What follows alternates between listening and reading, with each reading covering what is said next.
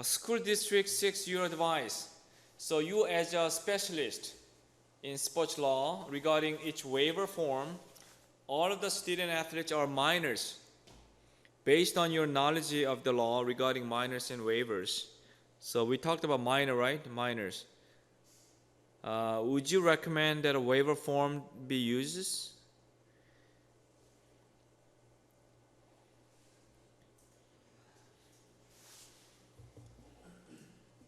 So what do you think? So you are organizer, right? So people ask you about, okay, we really worry about potential liability, and we're thinking of using waiver form. And our audiences are minor, mostly 12 to 18 years old, right? So if you ask them to sign the waiver form, which means their parents or legal guardians should sign the waiver form too. So technically, it meets the requirement.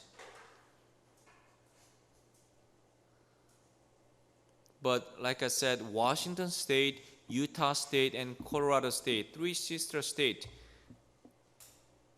do not believe the waiver form signed by parents not valid. So it's invalid.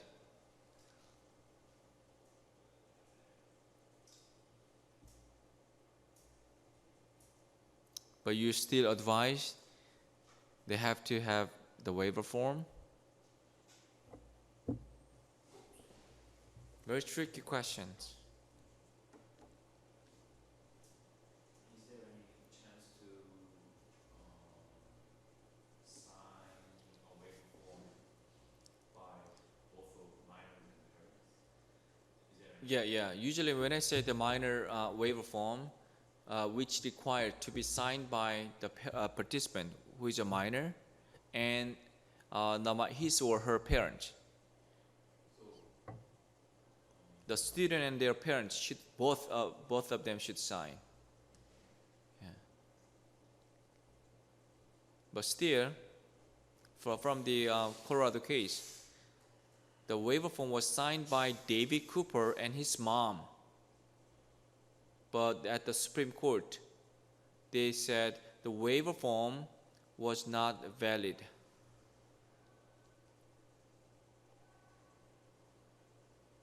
But other states, like Massachusetts, believe the waiver form signed by the student and her father was valid.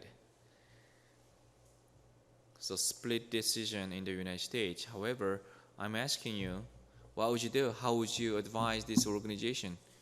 You have to let them use waiver form, even though some states are not, do not believe the waiver form is valid. Yes, I do. If I say the result, yes, I do. Because if it's a valid form, signed by both a minor student and his or her parents, that's perfect situations. However, even though it's not valid in certain state, then you can use this as a secondary or supporting documentation saying, we communicated with the parents and participants who are minor about the potential danger of these activities and some of the expectations. So it might help us to protect me as an employee and my organizations. So still, it can be a very important document. So once you believe that, oh, this is not valid, then you have to look at one by one. Duty of care, you can start from duty of care, breach of duty. Okay? But you can use as one of the defensible options says contributory or competitive negligence. We communicated, and assumption risk too. We explain every single element of this the potential danger within these activities, and then your job is to read it and sign it. That complete the mutual understanding of the potential danger within this organization. As I'm the employee of the organization, I try to transfer my burden, my legal responsibility to the third party. So that's the main purpose. So if you go to Washington State, Colorado State, Utah State, they still requiring the minor and minor's parents or legal guardian to sign the waiver form. Though they do not consider it. Yeah, that's not because it will automatically protect the organization, but because it can be used as a supporting and secondary document.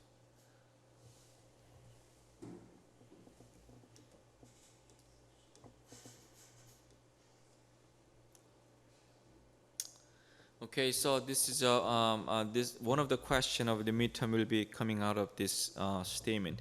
In most jurisdictions, a waiver signed by a minor can be voided since the minor lacks legal capacity to enter into a contract, right? So minor does not have any legal capacity. However, if the parent or legal guardian signed the waiver form with the minor student or minor child, then it might be valid or not, depending on the state.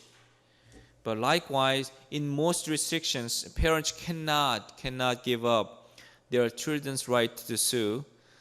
Technically, a waiver would not be upheld if signed by a waiver minor or signed by a parent attempting to give up the minor child's right to sue.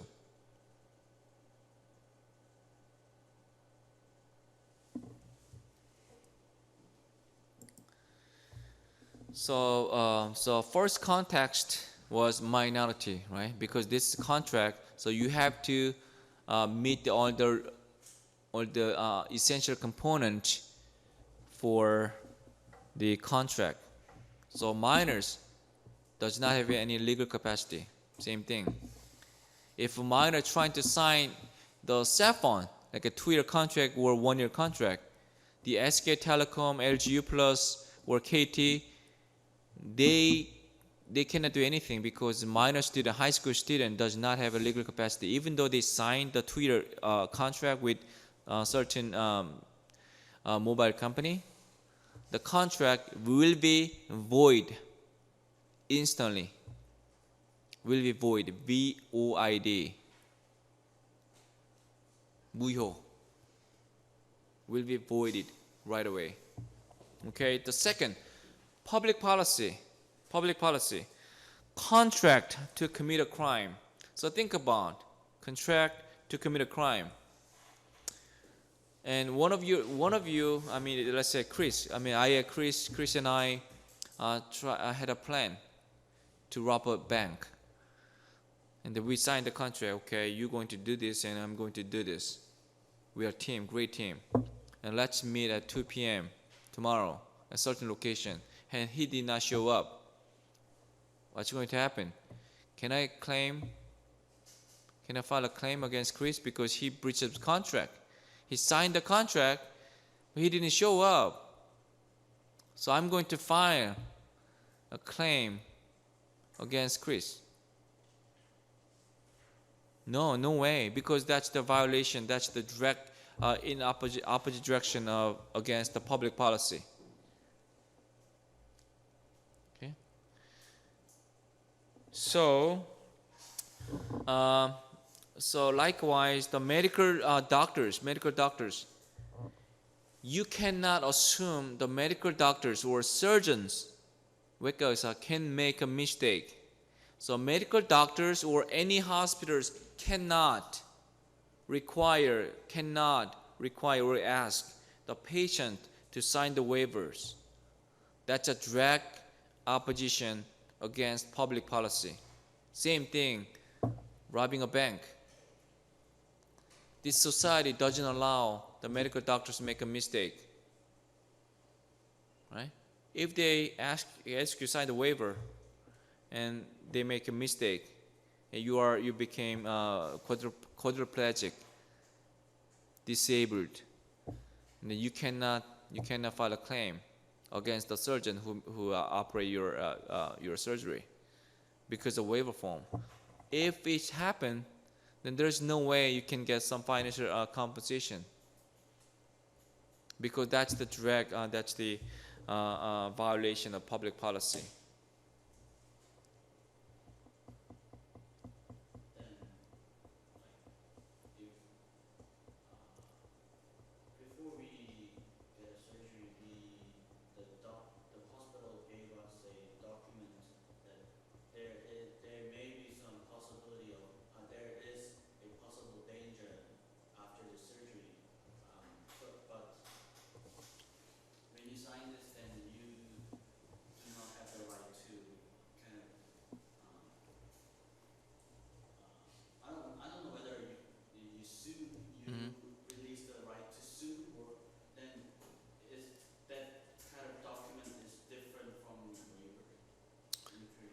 Oh, so I want you to make sure there's two different things you talk about. The first one, the potential side effect, right, out of this surgery. And then the document doesn't say the mistake. They do not say any kind of words. I'm very careful to use the words. No mistake, right? No negligence. They do not say that kind of word. But they kind of explain some potential ABC, blah, blah, blah, side effect might come after the surgery. The document doesn't say because of failure of the surgery or because of doctor's negligence, it's going to happen. They do not want to say that. But they kind of explain, okay, potential side effect include ABC, blah, blah, blah. Okay? Think about same thing. Why do they communicate or why do they share the potential side effect with the patient? Because assumption risk. They're trying to transfer the assumption risk to the patient. You understand it might happen. And then this is kind of voluntary, especially plastic surgery. You voluntarily came to my clinic and I explained every potential side effect, not because of my mistake or my negligence, but because of the nature of this surgery. The nature of surgery is totally different from my negligence. Okay? So, and then the last one, the unfair dominance. So once again, this is a kind of contract. So if one party overpower the other party, then this will not be valid. Bargaining power, unfair dominance. One party has a superpower, kind of Kab and right? So kind of relationship.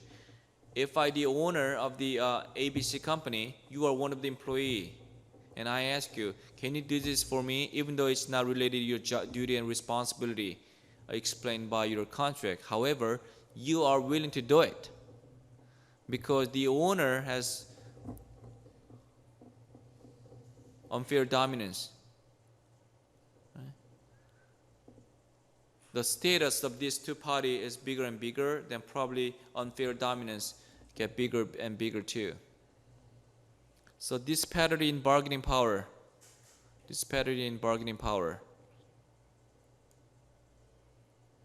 Think about the high school head coaches and player.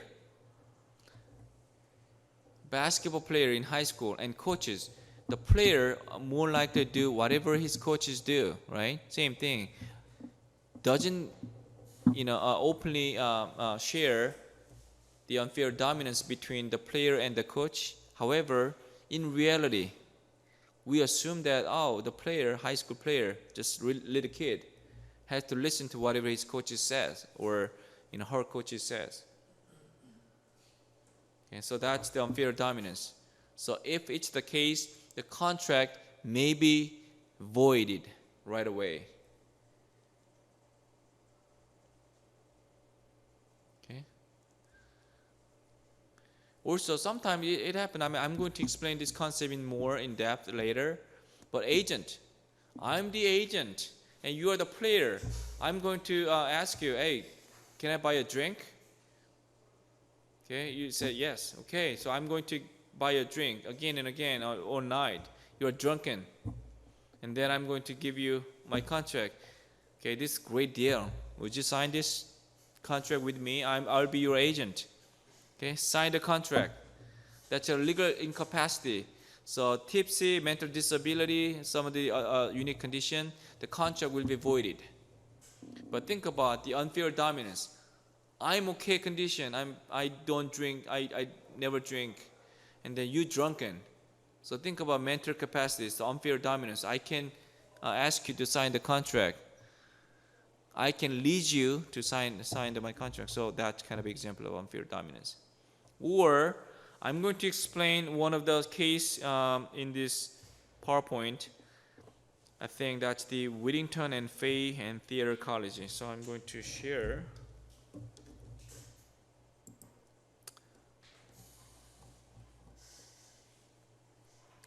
So this is.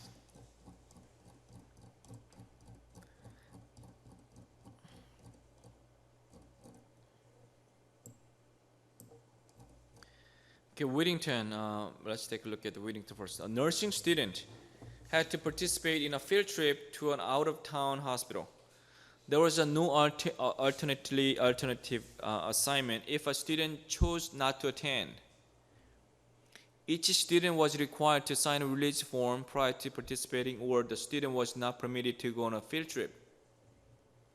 The plaintiff was injured in a vehicular accident, and the school argued that the release should be upheld.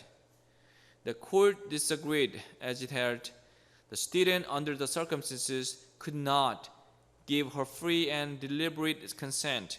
The circumstances showed that the parties were not dealing upon an equal footing. Equal footing is a fair dominance or a fair bargaining power, but unfortunately, a nursing student did not have any other option other than going to this field trip. Okay. Does it make sense to you? So if you want to require, okay, let's say you have to take tennis course if you want to graduate from Hanyang University. No matter what major you're studying, you have to take tennis course. No other option. And then what if a couple of students were injured while playing tennis because they wanted to graduate from Hanyang University? No other option. Okay? If they are hurt, but I can say, oh, you signed the waiver form. You signed the waiver form. I'm protected. But if there is no other option but taking tennis course, then waiver form will not be void. The waiver form will be void. So if you want to use waiver form, you have to provide some other option. Taking a tennis course or doing something else. If you want to force that every student, there's no exception, every Hanyang University student take tennis course to graduate. And then I can require everyone need to sign the waiver form. And then one of the students was injured, and then I can say, oh, you signed the waiver form, I'm protected. It's not going to happen. Same thing, Fay and Theater College, 2001. The plaintiff student has a medical emergency in Peru. The group supervisors left her at a clinic, and she underwent unnecessary appendectomy. The surgeon and anesthesiologist also sexually assaulted her. Anesthesiologist in Machusa. The college asserted that the release should be upheld in regard to college supervisors' alleged negligence. The court refused to uphold the release on the basis that it was a contract of adhesion. That is, the student has no bargaining power. If the student had refused to sign the release, she would not have been permitted to go on a field trip, in this take it or leave it situation, the court refused to uphold the release, which means she was, I think, the same major in nurse, and she has to go to Peru. She was a theater college in the United States, and the program required every student, every nursing major student, to go to Peru and hospital, and then spend some number of days in terms of their nursing service. This is the only option. So I underline take it or leave situation. Take it means you have to go or you have to leave the college. You're not going to graduate. So this is the only option. Okay? She wanted to graduate, right? She studied so many, number of hours, paid for tuitions, But this is one of the last thing. Seniors, I'm the senior. This is the last course I have to take, and then I can be a nurse. But there's no other alternative other than going to this field trip. And she was sexually assaulted by surgeon and anesthesiologist. And if it's the case, waiver will be voided, because this is a violation of one of the requirement, one of the component of context.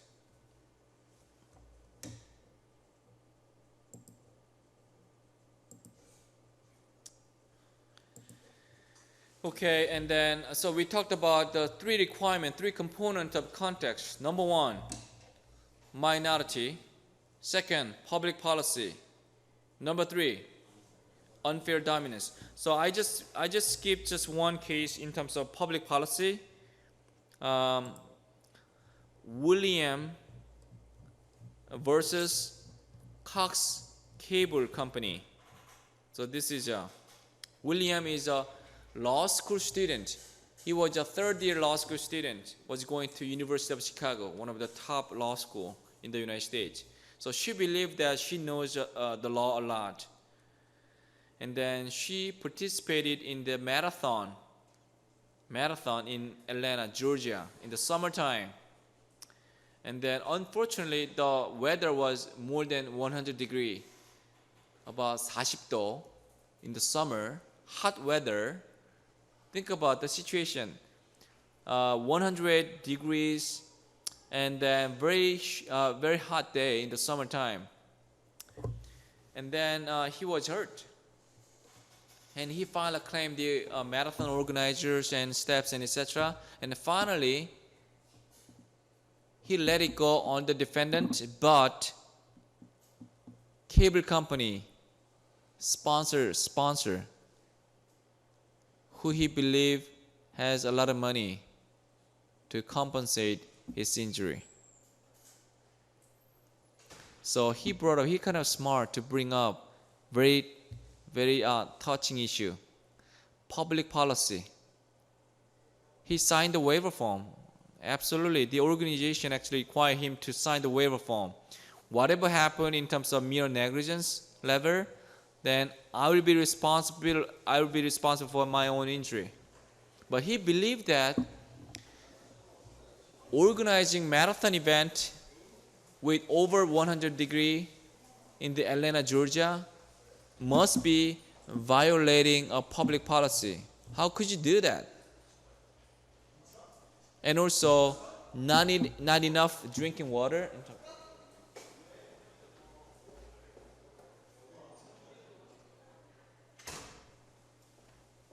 So not enough adequate water for the marathon runners. Also, one of the violation of public policy. So what do you think?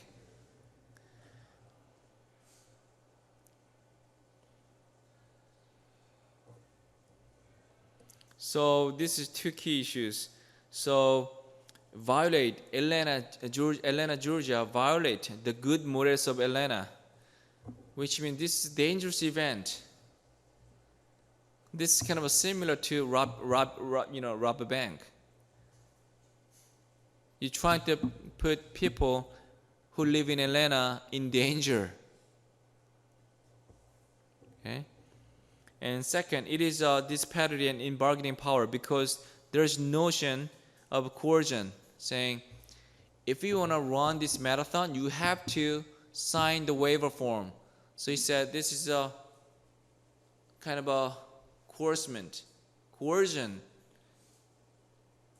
impulsion. I was forced to sign the waiver form because I really want to run this marathon, but if I do not sign it, they wouldn't let me. So it's unfair dominance. But he lost. Because the court said, oh, this is not direct violation. The organization has a good morals because they trying to provide a public service, public benefit, organizing the marathon event. And then the temperature, this is a forecasting thing. We didn't expect because we planned this event a couple of years prior to. So we didn't expect the weather, the temperatures is that high. So that's the unfortunate to have that hot weather. Okay. Secondly, you are adult. You are late 20s. You understand the potential danger within marathon. And then this is not first time to run marathon, right? So you understand the potential danger within this activity. So voluntary signing waiver form was valid. But anyway, so you don't have to understand every single piece of this case, but I want to bring up some other cases to support the component of context. Okay, let's talk about the content-wise. Context. Number one, terms must be conspicuous, clear, detailed, and specific. Clear, unambiguous, explicit. So it should be very detailed. But there is a one key word popped up. Conspicuous. That's the adjective, but the noun, the conspicuousness. I want you to understand what does conspicuous mean. So terms must be conspicuous. Think about with the waiver form. Maybe depending on the nature of the organization or type of event you participate, but it may be 1 page long, maybe 2 page long, maybe longer. I want to do this. I want to do bungee jump. I don't want to read like a 3-page long document. I know you try to understand, try to protect yourself and your organization, but I got to do this. I have another things to do. So, right? I don't want to spend more than 5 minutes reading and sign the form. If I have to do it, I looked it over very quickly and then sign the form. But I got to be careful. And then you should indicate which sentence is important. Like in my cases, I underlined, I made it red, or italicized, kind of hlimche. So you need to provide some conspicuous content or sentences. So I don't have to read every single sentences, but as long as you can indicate which part is important for me to understand, then I can do it much quicker and much easier. That is conspicuous. So discuss the concept of conspicuousness. What does this mean when you're developing your waiver form? So please do so. Either larger font size, make it bold, or make it italic, or making underline, so you can have certain statement phrases to be stood out. Okay, so this is a kind of definition. So attention of the reader. So capital letter, by making sections of document in bold print, by using larger typefaces or font sizes, and by putting the waiver clause in the part of the document the reader will easily see. You can do whatever you want, but it should be conspicuous. So number 2, the waiver form, very important, cannot give up more than negligence. Cannot give up more than negligence. Some organizations make a mistake, which means they believe this waiver can protect whatever happened at your premises. Does it make sense?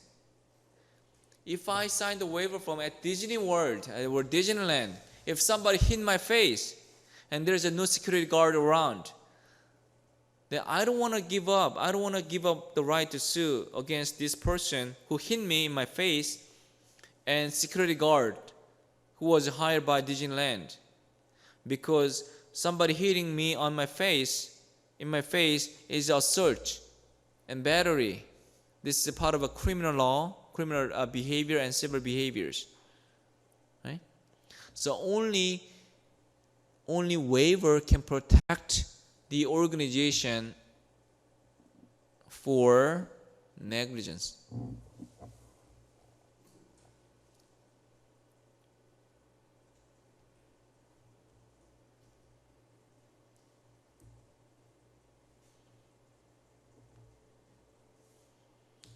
So content, so you have to make sure the lawyer or attorney to read the content, your document, waiver form. And quite often, if you look at the waiver form available on the internet, then you can see whatever happens.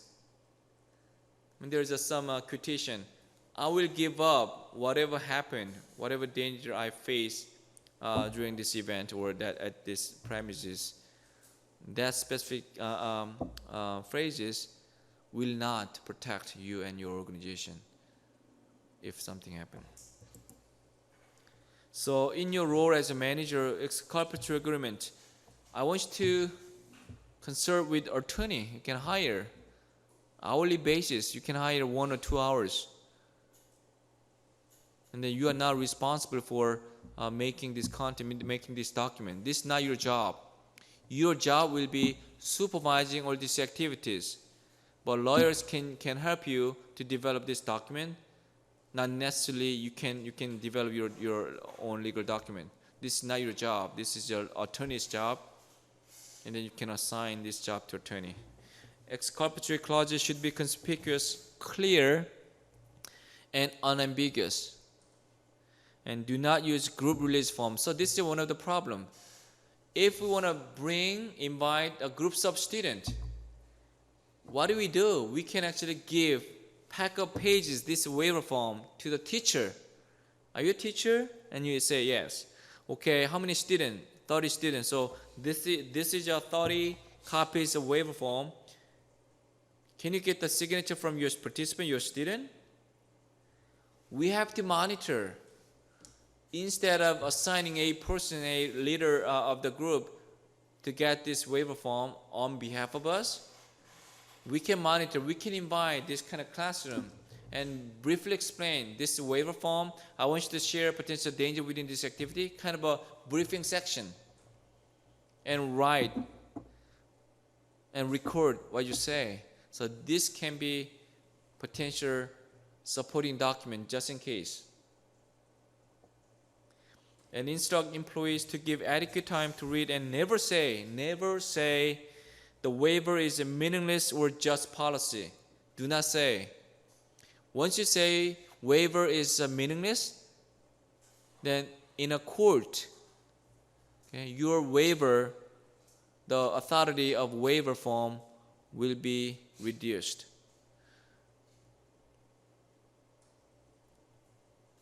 Do not overstate the value of waivers, and do not understate the value of the waiver form. Okay, so in kind of classroom setting, you can use waiver form, or another option is available, which is agreement to participation form. Agreement to participate form. Especially when I was teaching self-defense at the University of Northern Colorado, my university required every college student to sign the agreement to participation form, not a waiver form. So,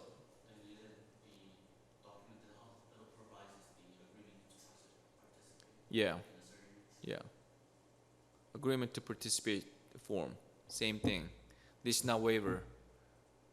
Waiver is about automatically protect your organization or not, either or one or either. But this is about not automatically protect, but you can use as a secondary document, very valid document, important document.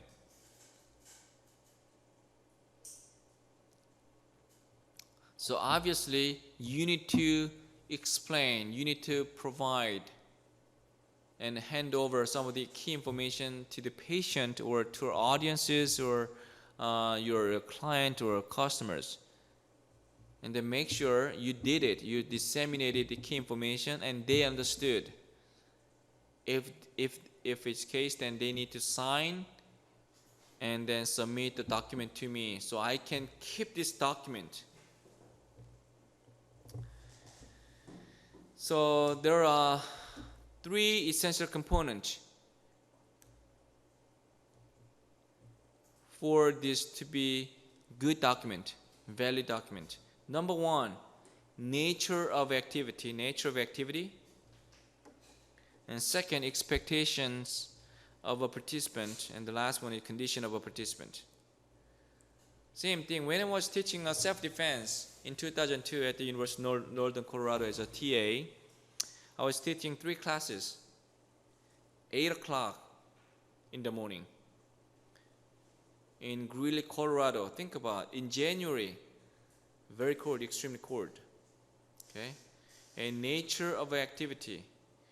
So I explained the potential dangers within that activity, and my instructor, one of the author of your textbook, came to me and then advised me. I need to include one more word in my syllabus or agreement to participate form, death. Because I did not include the death in my syllabus, but she actually advised me to include the death. Self-defense, some kind of martial art. Okay. So, and nature of activity, and then expectations of participants. So I'm going to talk about one by one. Okay, and then when I explain, I want you to think about what kind of a defensible option can you use. Think about, why do we use this? Purpose of using this document is simple. I try to use defensible option more effectively. Nature of activity. Why do I have to explain the nature of activity? Taekwondo, the risk inherent within the activity is different from soccer. Potential danger different between soccer and basketball, or self-defense, or kayaking, or whitewater rafting, golf. So we have to explain, we have to let you know, my audience know, what kind of activity we are doing, we are working on it. Okay. Outdoor camping, potential wild animal attack.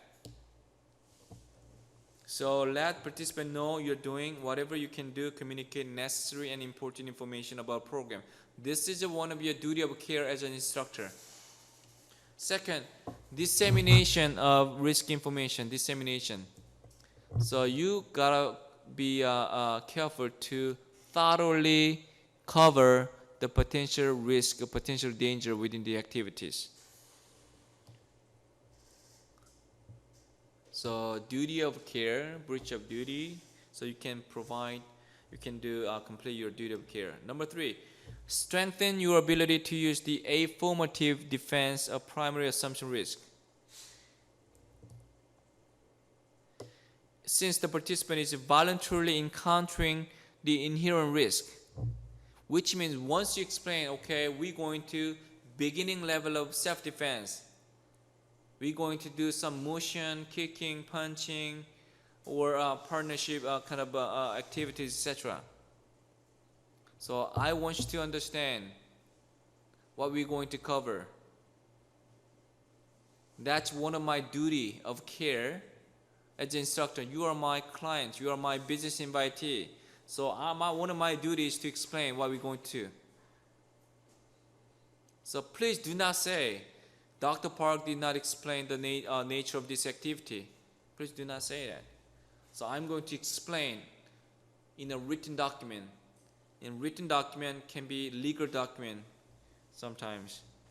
And share the same thing. Second, expectations of the participant. 8 o'clock in the morning, I ask them, if you're late 1 minute or 2 minutes, still late. I don't want you to jump in group activities.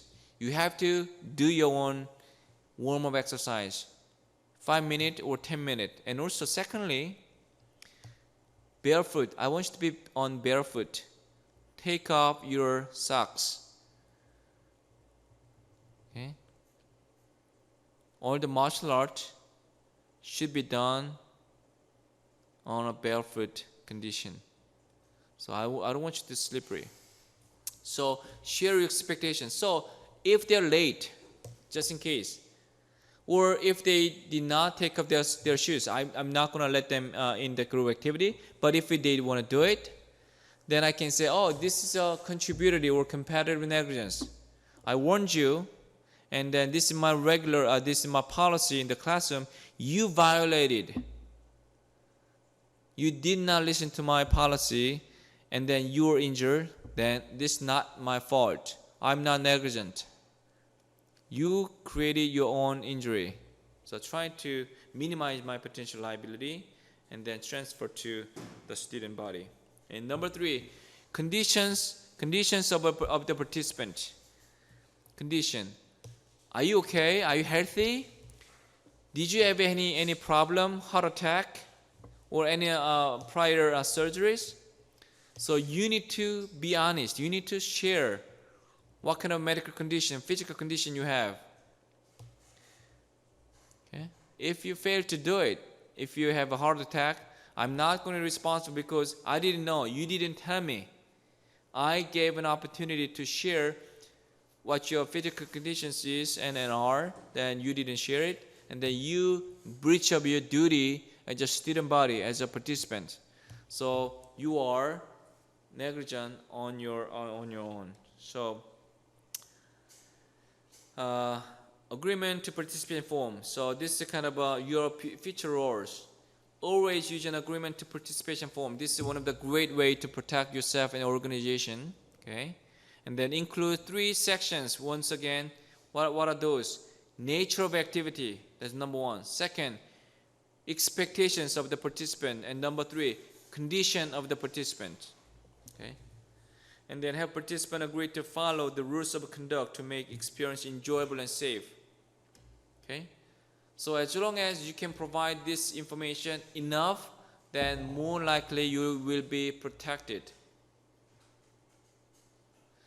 So waiver is okay. However, if you cannot use waiver form in certain situation, I strongly recommend you can think about using agreement to participation form instead. Okay. Any questions?